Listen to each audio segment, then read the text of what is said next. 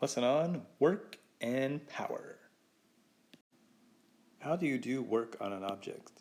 Well, doing work on an object requires you to apply a force, any push or pull on an object for a certain distance. That is, the mathematical relationship for work is work equals force times distance.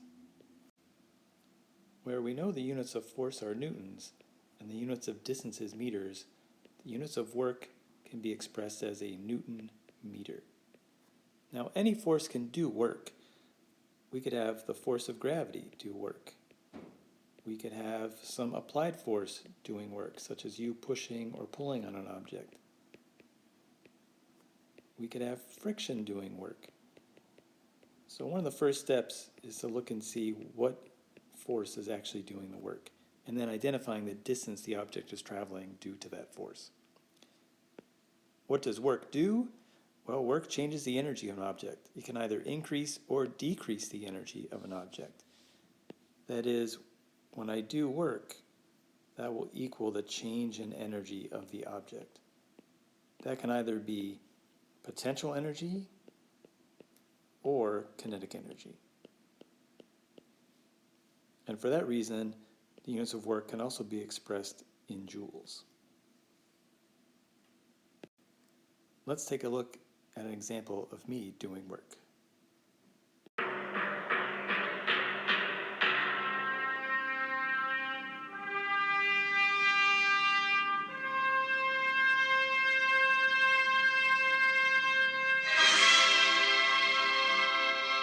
Dun, dun, dun, dun, dun, dun, dun. All right, so here I am getting ready to lift this barbell. Dun, dun, dun. Well, maybe not that high. So let's see how much work I can do in lifting up this barbell, just about this high off the floor, right? So first we want to identify the force that's going to do the work. And if we recall, work equals force times distance.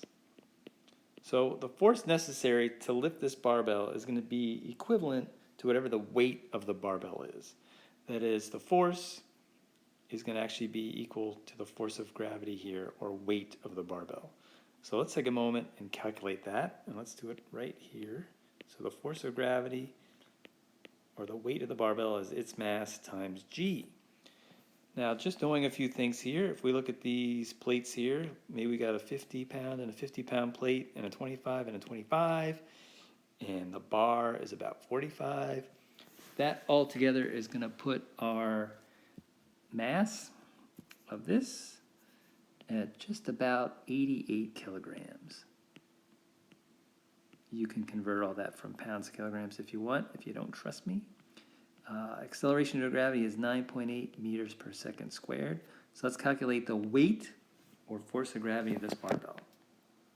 And if I do it right now live on my calculator, that's going to be 88 times 9.8, or 862.4 newtons. And let's just assume that I lift this barbell at a height. Let's say this is about 1 meter. Let's keep it easy, right? So the work done would be 862.40 newtons times 1 meter, which is going to easily give me 862.40 Newton meters of work done. Now, also notice that as I lift this barbell up, it had 0 potential energy over here at ground level, and now it has some new potential energy due to its height of 1 meter. So we can see that the work done here is going to change the potential energy of the barbell. Thus, the work will equal the change in PE of the barbell. And if I did 862.4 units of work, that means the barbell now has 862.4 joules of potential energy. But how powerful was I? Power is the rate at which work is done, meaning how quickly work can be done. Thus, the relationship for power, or capital P, is work divided by time. And it's measured in watts. So if work is measured in joules and time is in seconds, we get the units of power in watts. Where commonly a unit of power is horsepower, which is actually 746 watts. So let's see how quickly I can run up these stairs right here.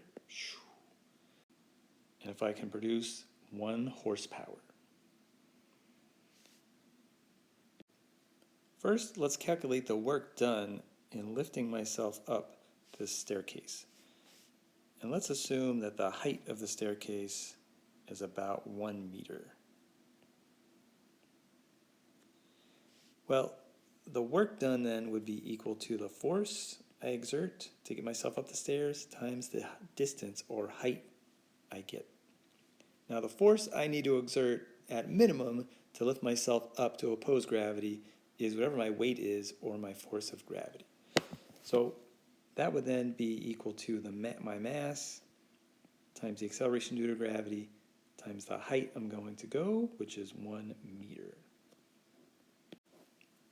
If we can assume my mass to be about 68 kilograms and acceleration due to gravity is 9.8, we can determine that the force I need to exert to lift myself up those stairs is going to be, about 680 newtons or so?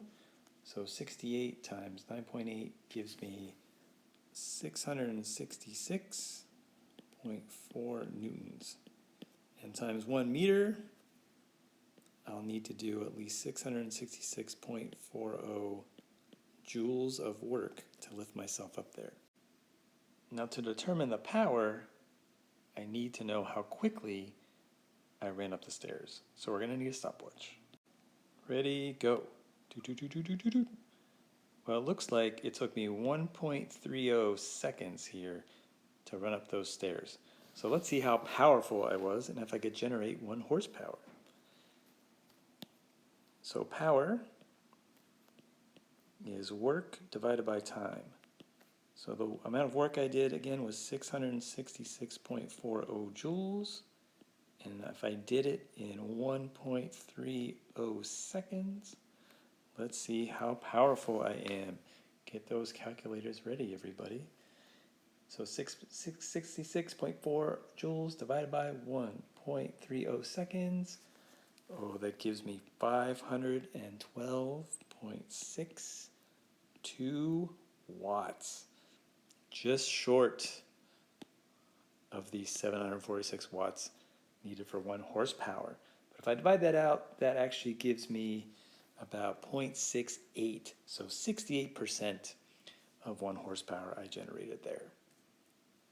Better luck next time, Welty. Thank you for watching and see you in class.